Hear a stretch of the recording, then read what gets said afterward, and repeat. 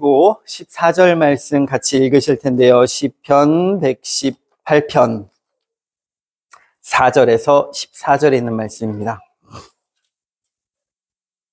제가 먼저 읽겠습니다. 이제 여호와를 경외하는 자는 말하기를 그의 인자하심이 영원하다 할지로다.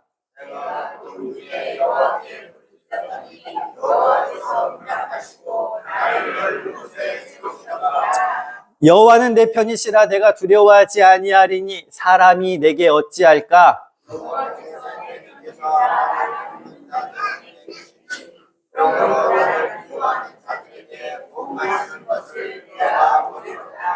여호와께 피하는 것이 사람을 신뢰하는 것보다 나으며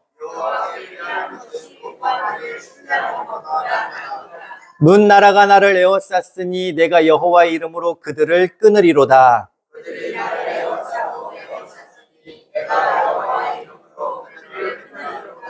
그들이 벌들처럼 나를 에워쌌으나 가시덤불의 불같이 다 없어졌나니 내가 여호와의 이름으로 그들을 끊으리로다.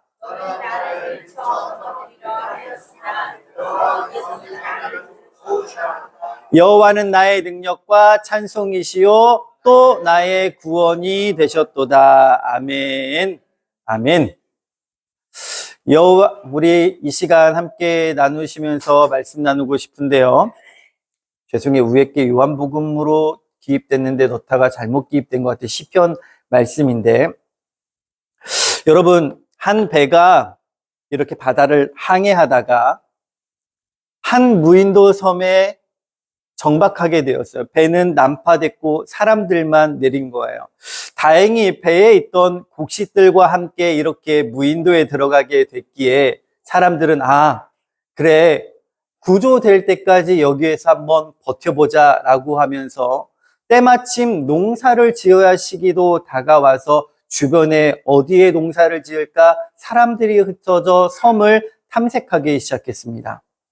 그런데 섬을 탐색하던 사람들이 탐색하다가 무엇을 발견했느냐? 황금을 발견한 거예요. 이게 무슨 일이야? 야, 우리가 죽을 고비를 넘겨서 여기에 왔는데 여기에서 황금을 발견했어. 사람들이 황금을 보자 눈이 뒤집혔습니다. 곡식을 심어야 먹을 것을 수확할 터인데 황금을 사람들이 찾으려고 땅만 파고 황금을 모아놔서 황금을 봤더니 어마어마한 거예요. 근데 시간이 흐르면서 자신들이 갖고 있던 곡식을 소비하고 있었던 겁니다. 근데 파종할 시기를 놓쳤더니 곡식이 땅에서 자라나지를 않는 거예요. 사람들이 점점 굶기 시작했습니다. 곡식이 없어졌어요. 내 눈앞에 황금이 이만큼 크게 있는데 그게 나를 살리지 못했던 거예요. 즉, 때를 맞추어서 무엇을 할지를 분별하지 못하였더니 내 눈앞에 아무리 일확천금의 돈이 있다 할지라도 그게 나를 살리지 못하게 돼서 그 무인도에 갔던 모든 사람들이 그곳에서 죽게 되었습니다. 여러분, 우리도 믿음의 시간과 때가 있는 걸 아십니까? 내가 인생을 살아가면서 무엇을 붙잡아야 될지, 무엇을 의지해야 될지 찾아야 할 시기와 때가 있다라는 사실입니다. 그 시기와 때가 언제일까요? 기회는요, 여러 번 오지 않습니다. 인생을 살면서도 돈을 벌어야 할 시기, 공부를 할 시기, 때로는 그 시기를 놓침을 통하여 인생이 지나고 나서 후회하는 경우들이 있어요. 요즘 가끔 보면 어르신들이 영어를 배운다고 학교를 다니시고 초등학교를 가시는 경우도 종종 보게 되어집니다. 나이 들어보니까 그때 못 배운 게 한이 되었던 거예요. 그때 조금 더 애써서 조금 더 부모님을 쫄라서 배웠으면 되었을 터인데 그때 시기를 놓쳤더니 그게 너무나 내 인생에 한이 되는 것들을 발견한 거예요. 혹시 여러분 안에서도 인생의 시기를 놓침을 통하여 안타까움과 미련을 갖고 계신 분 계십니까? 그러나 세상에 있는 그 시기는 놓쳐도 되는데요. 예수님을 붙잡는 그 시기를 붙잡았기 때문에 저와 여러분의 인생은 주의 손에 붙들림 받은 삶이 된 줄 믿습니다. 왜냐? 다 같이 한번 따라해 보실까요? 여호와는 내 편이시라 여호와는 내 편이시라. 여호와는 내 편이시라. 이 말씀이 영어 성교로는 저렇게 되어 있습니다. The Lord is with me. 주님이 나와 함께 하신다라는 표현인데 개역개정에서는 여호와는 내 편이시다라는 것으로 말씀이 되어 있습니다. 우리 4절 말씀 다 같이 한번 읽어볼까요? 4절입니다. 시작. 이제 여호와를 경외하는 자는 말하기를 그의 인자하심이 영원하다 할지로다. 5절 말씀이요. 내가 고통 중에 여호와께 부르짖었더니 여호와께서 응답하시고 나를 넓은 곳에 세우셨도다. 아멘. 시편 18편의 말씀을 쓰는 시편의 기자는 어떠한 상황 가운데 고난과 역경이 있었는지 모릅니다. 이 시편을 누가 적었는지도 모호함이 있고요. 만약에 다윗이라고 한다면 아마 극심한 고통과 환난을 이기고 나서 그때서 하나님을 고백할 때 여호와를 경외하는 자는 말하기를, 다 같이 한번 빨간 글씨 읽겠습니다. 시작. 그의 인자하심이 영원하다 할지로다. 아멘. 그의 인자하심이 영원하다. 여러분, 세상을 살아가면서 무엇이 영원할 것 같으십니까? 부부관계 사랑? 우리 인영이와 친구도 있는데 친구 간의 우정? 영원할까요? 전 이번 한 주가 꽤 많이 힘들었습니다. 부수적인 일이었지만 그 일 때문에 아내와의 관계가 살짝 삔토가 나가면서 둘이 약간 한 2, 3일 오버는 간 것 같아요. 제가 힘이 들었어요. 왜냐하면 이해가 안 가는 일 때문에 그걸 바라보면서, 근데 이틀이 지나고 나서 깨달았어요. 내가 잘못했구나. 내가 그렇게 반응하지 말았어야 하는 상황 가운데 무엇인가를 반응함을 통하여 현명하지 못했다라는 것을 느끼고 먼저 미안합니다라 그런 거예요. 미안합니다. 그래서 내가 잘못했네요. 이런 관계가 유지되는 것도 힘든데 이해가 안 되는 상황 가운데 그게 어렵더라고요. 근데요, 여러분, 사람은 다 변합니다. 영원하지 않아요. 근데 영원한 것이 한 가지가 있는데 그게 성경에서는 뭐라 그러냐면 여호와의 인자하심이 영원하대요. 그건 변함이 없대요. 하나님이 우리를 향한 사랑은 변함이 없다는 것을 우리에게 말씀해 주고 있는 거예요. 지난주 금요일에 제가 주한이를 데리고 대전을 잠깐 갔다 왔습니다. 지방 여성교회 모임이 대전에 있는데 감리사님이 일정이 있어 저한테 차량 운행을 부탁하시길래 알겠습니다, 갔다 오겠습니다로 주한이를 데리고 갔어요. 얘가 왔다 갔다 하면서 얼마나 힘들겠어요. 근데 갑자기 보조석에 앉아있다가 호주머니를 뒤적거리더니 호주머니에서 1,000원짜리 하나 꺼내더라고요. 아빠 1,000원 있네요. 예, 1,000원 가치를 그렇게 중하게 여기지 않거든요. 근데 아빠 이거 어떡할까요? 그러길래 제가 첫 마디는 헌금하자였어요. 근데 헌금하자 그러면 얘 반응이 좋지 않거든요. 왜요? 이거 왜 헌금해야 돼요? 아무것도 아닌데요. 근데 하나님께 헌금하면 좋은 일이 있을 거야. 하나님이 기뻐 받으실 거야. 알았어요, 아빠 헌금하세요. 그러고 저한테 1,000원을 준 거예요. 따라갔습니다. 따라갔다가 집에 돌아올 때까지 주한이가 얼마를 벌어들인 줄 아십니까? 야, 얘 일당은 무시무시해요. 5만원짜리 2장에다가, 5만원짜리 3장에다가 만원짜리 2장, 17만 원을 벌어 갖고 왔어요. 그러더니 주한이가 뭐라 그러는지 아세요? 아빠 11조 드릴게요. 하나님한테 드렸더니 저한테 이만큼 주셨어요. 그러는 거예요. 그래, 드리자. 그래서 오늘 드렸어요. 근데 그 15만 원 중에 5만 원짜리 한 장은 저한테 주고, 한 장은 엄마한테 주고, 한 장은 지 저금통에 넣고, 10,000원짜리 2장은 주화를 줘서 주화 저금통에 넣었어요. 믿음의 연습이라는 것은, 믿음을 주시는 것은 헌금해서 주셨다라는 고백은 있을지라도 아이들이 어떠한 경험으로 주님을 맞이하는 것에 따라 달라져 있습니다. 여러분 인생 가운데 하나님이 어떤 분이라고 고백하십니까? 내가 열심히 할 때는 나에게 복을 주시고 내가 떠났을 때는 나를 벌 주시는 분, 그게 하나님이실까요? 인자하다는 표현 가운데에는 하나님은 좌지우지되거나 내 상황과 환경 때문에 왔다 갔다 하시는 분이라는 표현이 아니에요. 그의 인자하심이 무엇하다? 영원하다라는 거예요. 영원은요, 태초 전부터 마지막 이 땅에 끝날 때까지 그분의 사랑은 뭐하다? 영원하다는 거예요. 영원하다는 거. 5절 말씀 같이 한번 읽어보겠습니다. 시작. 내가 고통 중에 여호와께 부르짖더니 여호와께서 응답하시고. 우리의 고백은 고통이 없기를 고백하는데 시편의 기자도 무엇 가운데 고통 가운데 고백했대요. 이 말씀을 준비하면서 그동안에도 우리가 많이 알고 있는 구약의 창세기 40장에 등장하는 요셉이라는 사람의 인생을 보면서 오늘 말씀을 좀 함께 살펴보고자 합니다. 요셉은 그의 아버지 이스라엘을 통하여 노년에 얻은 아들입니다. 노년에 얻었어요. 그의 자식도 앞에 많이 있습니다. 근데 여러분 아시잖아요. 느지막하게 얻은 자식은 뭐하다? 그 사랑이 비교할 수가 없는 거예요. 자식들도 사랑을 많이 했겠지만 이 늙음하게 왠지 인생이 끝났을 것 같고 이제 내 몸의 활동이 끝났을 것 같은 그때의 아들인데, 그러니 아브라함은 자식이 있었던 것도 아니고 하나 이삭밖에 없는 걸 주님이 바치라고 그랬을 때 어땠을까요? 여러분 상상할 수 없는 고통과 고난이었을 거예요. 근데 그 요셉을 아버지가 무엇하였다? 사랑했대요.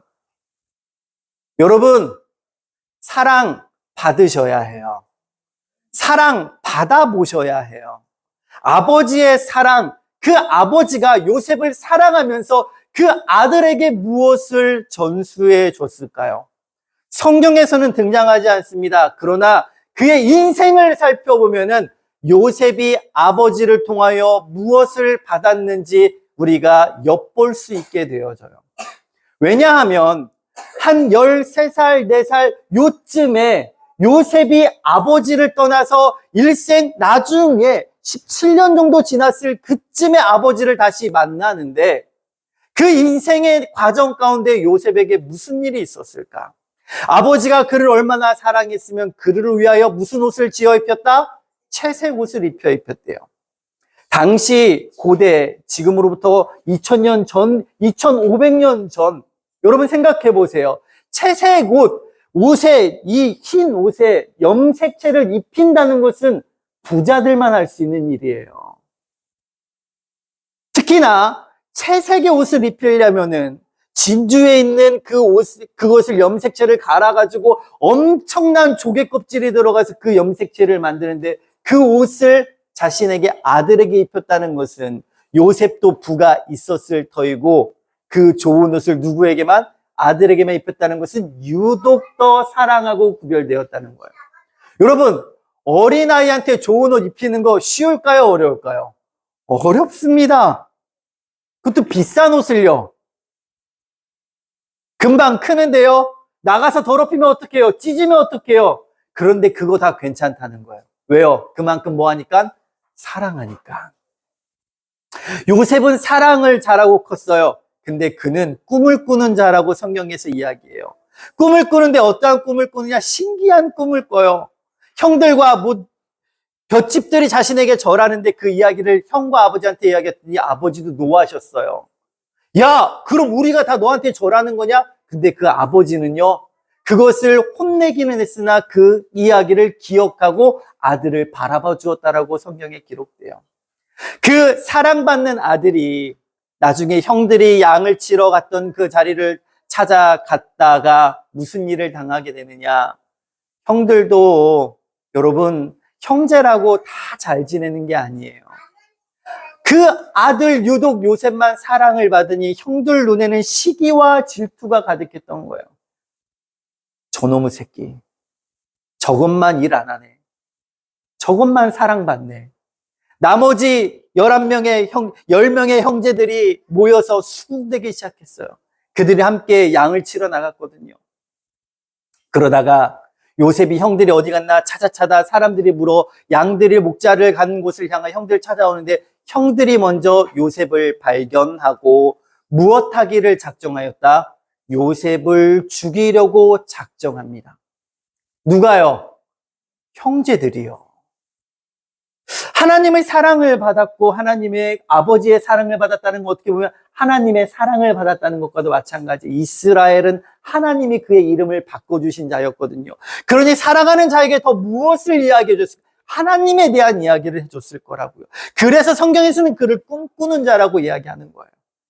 근데 이게 무슨 일입니까? 그 꿈꾸는 자에게 앞으로의 인생 가운데 평탄한 길이 아닌 고난의 길이 찾아오기 시작합니다. 형들이 구덩이를 발견하고 그 구덩이에 자색 옷을 벗기고 그를 쳐 집어넣습니다. 죽이려고 하였던 거예요. 근데 그 중에 형 한 명이 요셉을 살리자고 이야기합니다. 그 형의 이름은 르우벤입니다. 죽이지는 말자, 죽이지는 말자. 그때 그 지역을 이스마엘 사람들의 상인들이 지나가게 됐고 요셉을 그들에게 팔아버립니다. 그리고 옆에 있던 양 한 마리를 죽여서 그의 피를 자색 옷에 입히고 아버지에게 다가가서 요셉이 죽었다라고 거짓 증언을 하며 그때부터 아버지의 마음과 심정 가운데 무엇이 있겠습니까? 사랑하는 아들이 형들이 잘 있냐고 아버지가 보낸 발걸음을 통하여 죽었다고 한다면 그 아버지에게는 무엇한 상처가 왔을까요? 엄청난 상처와 인생이 끝났을 것 같은 고통이 찾아왔던 거예요. 그 나머지 형제들은 동생을 떠나보냈고 아버지 역시 떠나보냈던 거예요. 그래, 동생이 없으면 그 사랑이 우리에게 오겠지 하였으나 그렇게 되지 않았어요. 여러분, 세상의 욕심과 세상의 판단으로 살아가는 것이 아니라 하나님을 신뢰하는 믿음의 발걸음을 걸어가는 저와 여러분 되시길 간절히 축복드립니다. 그 요셉이 그렇게 팔려감에도 불구하고 그의 삶을 보십시오. 정직하게 살아냈어요. 의롭게 살아냈어요. 아, 나 전에 채색 옷 입었었는데 아버지한테 사랑받았는데 형들이 나만 이렇게 안 했어도 내가 누군데 라는 생각으로 똘똘 뭉쳐 살았다면은요, 요셉은 이런 삶을 살아갈 수가 없어요, 여러분. 내가 지금 노예가 된 거예요. 어떻게 내가 이래? 그런데 여기에서도 정직함으로 살아가요. 왜냐하면 요셉의 마음과 심령 가운데 하나님은 살아 역사하시며 영원하시다라는 그 믿음의 고백이 있었기 때문이에요. 안 그러면 사람은 상황과 현상에 휘둘릴 수밖에 없어요. 내가 지원했는데 기도하고 열심히 해서 대학을 넣었어요. 근데 떨어졌어요. 하나님 살아 안 계신 겁니까? 내가 직장에 원서를 넣는데 직장에 원서 넣는 것마다 떨어져요. 하나님 살아 계신 거 아닙니까? 기도하며 나아갔는데 하나님이 내 길을 인도 안 해주셔요. 하나님 안 계신 겁니까? 하나님이 내 뜻에 응답하여 그대로 행하시면 살아계신 거고 하나님이 내 뜻대로 안 하시면 하나님이 안 계신 거라고 여기시는 거는 믿음의 큰 잘못된 생각과 판단으로 살아가시는 거라는 거예요. 보세요. 정직하게 살았는데 어느 날 요셉이 정직하게 살았더니 잘생겼나 봐요. 보디발의 아내가 그를 유혹하려고 침실로 불러들여요. 근데 그거를 뿌리치고 나아가는데 하필이면 옷 겉옷이 붙잡히게 되었고 나중에 주인이 왔을 때 그의 아내 보디발의 아내가 요셉이 이리이리하여 나를 겁탈하려 했습니다 할 때 그의 주인은 믿지 아니하였으나 요셉을 더 믿었어요.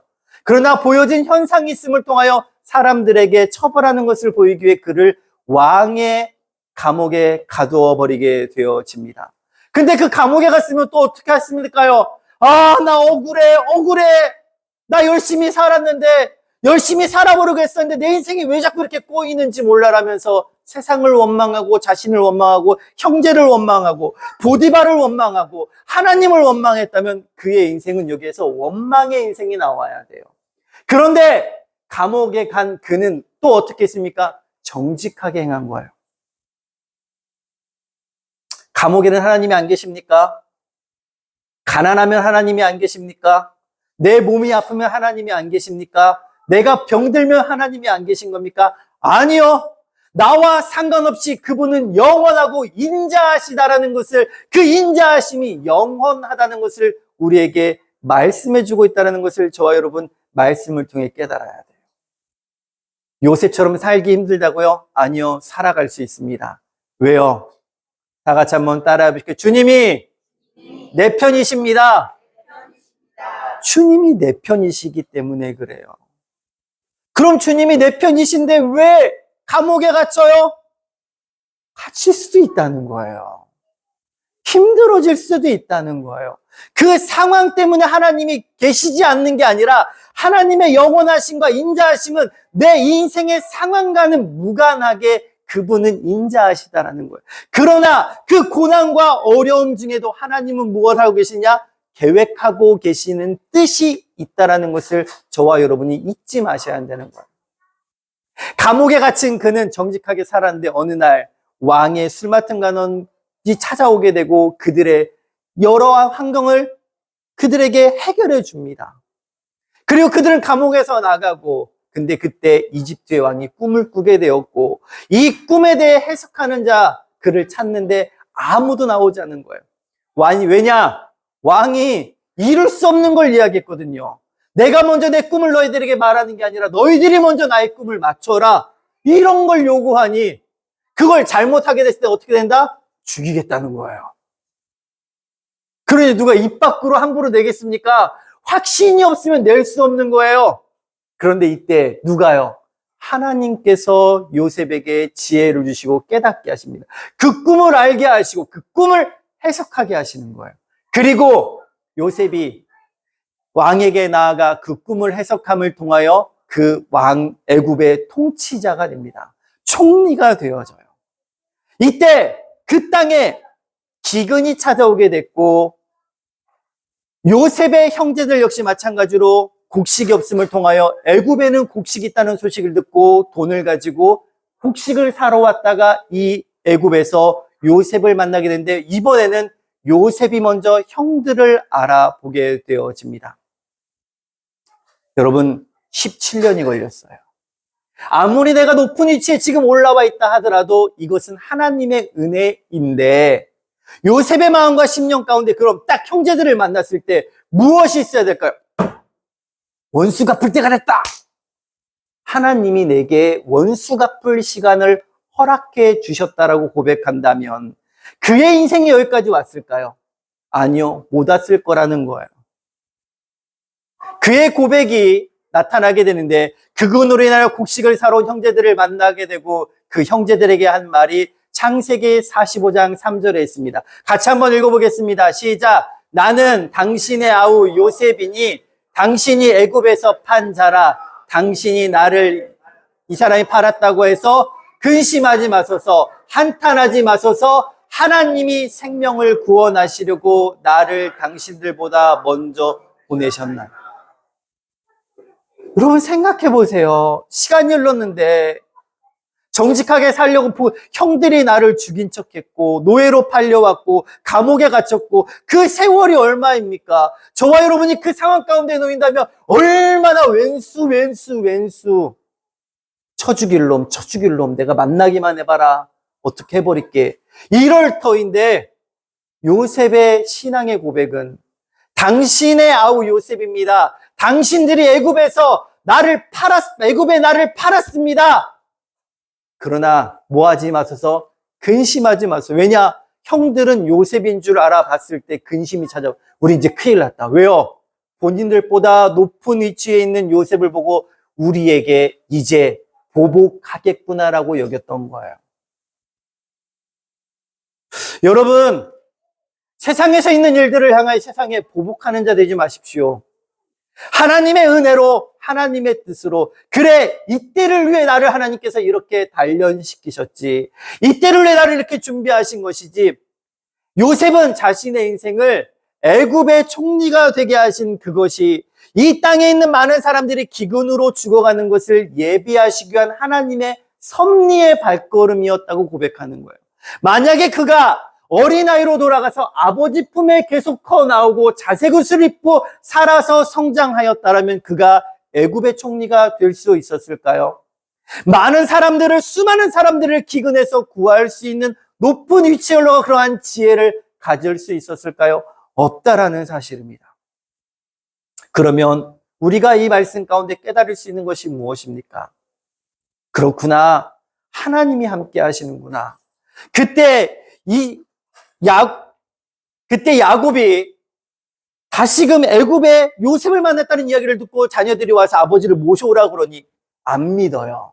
근데 그때 누가 역사하시냐? 하나님이 요셉에게 이야기하셔. 같이 한번 읽어보겠습니다. 시작. 요셉아, 내가 여기, 그러니까 야곱아 부르는, 야곱아 하나님이 부르시는데 야곱이 고백합니다. 내가 여기 있나이다. 같이 읽겠습니다. 시작. 나는 하나님이라 내 아버지의 하나님이니 애굽으로 내려가기를 두려워하지 말라. 내가 거기서 너로 큰 민족을 이루리라. 반드시 너를 인도하여 다시 올라올 것이며 요셉이 그의 손으로 내 눈을 감기리라. 아멘.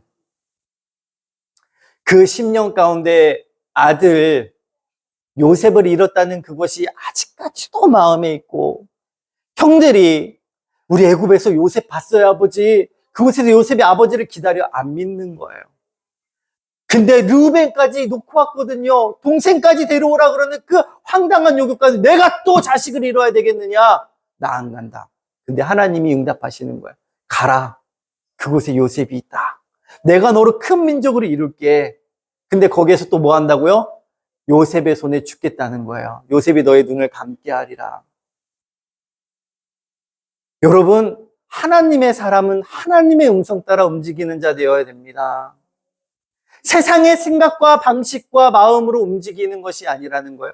그 사람들이 누군지 아십니까? 그래서 요셉은 아버지를 만납니다. 품에 안아요. 몇 년 만에 안고 얼마나 울었을까요? 그리고 아버지를 지극정성으로 모시고 아버지를 천국 가는 길에 모시게 한 거예요. 우리 같이 8절 시편입니다. 같이 읽겠습니다. 시작. 여호와께 피하는 것이 사람을 신뢰하는 것보다 나으며 여호와께 피하는 것이 고관들을 신뢰하는 것보다 낫도다. 왜냐고요? 주님이 우리의 편이 되어 주시니까요. 그 영어 성경에는 주님이 나와 함께 하시니까요. 여러분, 주님이 함께 하신다고 어려움이 닥치지 않는 게 아니에요. 어려움이 닥쳐도 그 삶 가운데서 주님은 누굴 바라보고 계시니까 너희들이 어떻게 나를 바라보고 살아내는지를 바라보고 계신다니까요. 여호와는 나의 목자시니 내게 부족함이 없으리로다. 우리가 매일이 성경을 읽습니다. 성경을 선포해요. 그러면 그 성경이 나의 삶 가운데 이루어지는 것을 고백하셔야죠. 내 생각대로 되지 않는 인생이라 할지라도 그 안에 주님이 나와 함께 하시면 주님은 그 인생을 통하여 하나님의 일을 계획하고 진행하고 계시다라는 사실을요. 그게 믿음의 고백이라는 거예요. 내 생각과는 달라도 다니엘의 친구들이 풀무불에 들어갈 때 어떠한 고백으로 들어갑니까? 아, 주님을 믿었더니 내가 풀무불에 아니요. 죽으면 죽으리이다 라고 그 풀무불에 들어가는 거예요. 들어갔더니 들어가는 순간부터 누가요? 하나님의 천사가 그들을 지켜주시는 건 아니겠습니까? 여러분, 이 믿음은 우리에게 있어야 되는 거예요. 우리에게 있어야 되는 거예요. 에스더가 왕 앞에 나아갈 때 어떻게 나아갑니까? 그래요. 이때를 위함인 것 같습니다. 그의 삼촌이 이야기해요. 그러면 제가 가겠습니다. 이스라엘 사람들로 하여금 금식 기도를 하게 하시고 저도 기도한 이후에 나아가겠습니다. 그리고는 나아가는데 왕이 근 30일 만에 보는 그 자신의 아내를 보면서 귀를 내밀어요. 오라고. 어쩐 일로 왔냐고. 나에게 무슨 이야기, 나라의 절반이라도 떼어줄게라면서 그때부터 에스더가 작정하며 이렇게 이야기 나아가요. 하나님의 발걸음에는 저와 여러분의 그 결단함이 있어야 되는 거예요. 무슨 결단함에 왜 결단한 줄 아십니까? 주님이 나와 함께 하시다는 믿음의 결단함 말입니다. 여호와께 피하는 것이 누구를 신뢰하는 것보다 나으며 사람을 신뢰하는 것보다 나으며 여호와께 피하는 것이 고관들을 신뢰하는 것보다 낫도다. 왜요? 주님이 나와 함께 하시는 것을 믿으니까요. 주님이 나와 함께 하시지 않는다면은 찾아가야죠. 내 아는 사람, 높은 사람, 이 일을 해결해 줄 사람. 그런데요, 하나님은 그걸 우리에게 요청하시는 게 아니에요. 처음부터 다 같이 따라해 보시죠. 처음부터 끝까지 나를 바라봐라. 그걸 요청하고 계시는 거예요. 인생의 고난과 어려움이 다가와도 그 안에서도 마찬가지입니다. 10절, 11절 읽겠습니다. 시작. 문 나라가 나를 에워쌌으니 내가 여호와의 이름으로 그들을 끊으리로다. 그들이 나를 에워쌌으니 내가 여호와의 이름으로 그들을 끊으리로다. 끊는다는 표현이 무엇입니까? 끊어내다. 결단함을 의미합니다. 끊어내는 게 쉬워 보이십니까? 어려워요, 여러분. 끊다라는 건 어려워요. 인생에서 무엇인가를 내가 갖고 있다가 끊어내는 거 어렵습니다. 친구들, 세상에 있는 즐거운 것들, 내가 갖고 있는 여러 가지 것들. 그런데 끊어낼 때 누가 보이는 줄 아십니까? 나와 함께 하시는 주님이 보인다는 사실입니다. 다윗의 인생에도 이와 같은 일이 있었어요. 다윗의 인생에도요. 어떤 일이요? 그가 사울과 이스라엘 모든 사람들에게 쫓겨갈 때 그가 이방 나라에 이탁하게 되거든요. 몇 번 말씀드렸잖아요. 그 안에서 그가 어떻게 됐느냐? 침 흘리는 처럼 미친 척하며 있었다라는 거예요. 사무엘상 21장 10절에서 15절에 있는 말씀인데요. 제가 읽어드리겠습니다. 그날에 다윗이 사울을 두려워하여 일어나 도망하여 가드왕 아기스에게로 가니 아기스의 신하들이 아기스에게 말하되 이는 그 땅의 왕 다윗이 아니냐? 무리가 춤추며 이 사람의 일을 노래하여 이르되 사울의 죽인 자는 천천히요 다윗은 만만히로다 하지 아니하였나이까 한지라. 이방 나라의 임금 앞에 서서 이방의 신하들이 이야기하는 거예요.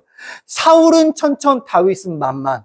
그럼 이 다윗을 지금 아기스의 적대국의 나라의 왕이라는 거예요. 그럼 어떻게 됩니까? 죽여야 돼요. 왜냐? 나중에 위험 요소가 되거든요. 그때 다윗이 이 말을 그의 마음에 두고 가드왕 아기스를 심히 두려워하여 그들 앞에서 그의 행동을 변하여 미친 체하고 대문짝에 그적거리며 침을 수염에 흘리며 아기스가 그의 신하가 이르되 너희도 보거니와 이 사람이 미치광이로다 어찌하여 그를 내게로 데려왔는가? 라고 이야기해요. 이때 고백되어지는 게 뭔지 아십니까? 주께서 나를 원수의 목전에서 상을 차려주시고 내 머리에 기름을 부으셨으니 내 잔이 넘치나이다. 내 평생의 선하심과 인자하심이 반드시 나를 따르리니 내가 여호와의 집에 뭐하리라? 영원히 살리로다. 그렇게 하나님을 사랑했던 다윗도 모든 것에서 내쫓겨 이방 나라의 왕 아기스에게 가서 자신의 몸을 의탁하게 되었는데 하나님은 그 자리에서도 뭐 하신다? 미치광이처럼 보인다는 거 얼마나 여러분 추한 겁니까? 그럼에도 불구하고 뭐 하신다? 하나님은 그 안에서 나를 채우시고 인도하시고 보호하시고 함께 하신다는 거예요. 그건 내 상황과 환경과 무관하다는 거예요. 내 삶이 연약해 보이고 내 삶이 무엇 하나 없어 보이고 입에 침을 흘리며 미친 척하는 상황인 것 같아 보여도 주님을 바라본 그 자리에서는 내 마음 가운데 평안이 찾아온다는 거예요. 그러면 버텨낼 수 있어요. 지켜낼 수 있어요. 이겨낼 수 있다는 거예요. 저와 여러분 이 믿음의 길을 걸어가길 간절히 축복해요. 그러면 그 길을 이겨냈더니 다윗은 어떻게 돼요? 네! 모든 사울이 죽었을 때 사울을 따르던 많은 장로들이 다윗에게 찾아와 우리의 왕이 되어주십시오 이렇게 하고 요셉은 어떻게 됐습니까? 총리가 돼서 그의 부모들도 먹이고 놀랍게 되죠. 아브라함은 또 어떻습니까? 이삭을 바쳤더니 그 자리에서 내 사랑하는 아들 믿음의 아버지로 고백되어지는 거 아니겠습니까? 여러분 이겨내셔야 돼요. 시험을 이겨내셔야 되고 고난과 역경 중에도 주님을 바라보셔야 돼요. 그럴 때 끝까지 갈 수 있는 거예요. 야곱에 가면 그래 애굽에 가면 이스마엘에게 너 죽지 않아가 아니야. 그곳에서 요셉을 통하여 너의 눈이 감길 거야. 너의 죽을 자리를 하나님께서 이야기하시는 그런데 이야기하시잖아요. 그러나 거기에서 영원히 있는 게 아니라 내가 너를 반드시 돌아오게 할 거야. 안 맞아요. 돌아오게 할 거라면 요셉을 거기에서 뭐 하셔야 됩니까? 살려주셔야 되거든요. 근데 그 후에서 눈은 감긴다는 거예요. 너의 삶은 끝나도 너 자손들이 돌아오게 하시겠다는 약속을 주시는 거예요. 저와 여러분이 삶이 끝나도 저와 여러분의 삶을 통하여 자손들이 주님을 믿고 걸어가는 길이라면 그 자리에서는 하나님이 영광 받으시는 길이 된다는 사실을 잊지 마시길 간절히 소망합니다. 한 번 더 따라 볼게요. 주님은 내 편이십니다. 나와 함께 하십니다. 그러니 절대 포기하지 마십시오. 그러니 절대 놓지 마십시오. 14절 같이 읽겠습니다. 시작. 여호와는 나의 능력과 찬송이시오 또 나의 구원이 되셨도다. 아멘. 예배드리기 전에 장창순 집사님이 이렇게 와서 헌금목도 정리하시는데 딱 봐도 힘들어 보이셨어요. 근데 집사님 집에 가셔서 쉬시는 거 어떻겠어요? 그랬더니 고민하시다가 갑자기 주저앉으시려고 그러더니 근데 벌떡 일어나시더니 자리에 가서 앉으셔요. 그래가서 옆에 이렇게 봤어요. 그리고는 윤선재 집사님 오시길래 우리 집사님 힘들어 보여요. 옆에서 잘 부축해. 근데 지금 버티고 계셔요. 여러분, 이게 은혜라는 거예요. 넘어질지라도 힘들지라도 끝까지 붙잡아 있는 거. 그래서 이 시간 말씀을 생각하시면서 어제 저녁에 사무실에서 몇 번을 불렀는지 몰라요. 틀리면 안 되는 것도 있지만 이 찬양이 생각났거든요. 근데 같이 좀 부르면서 고백했으면 좋겠습니다.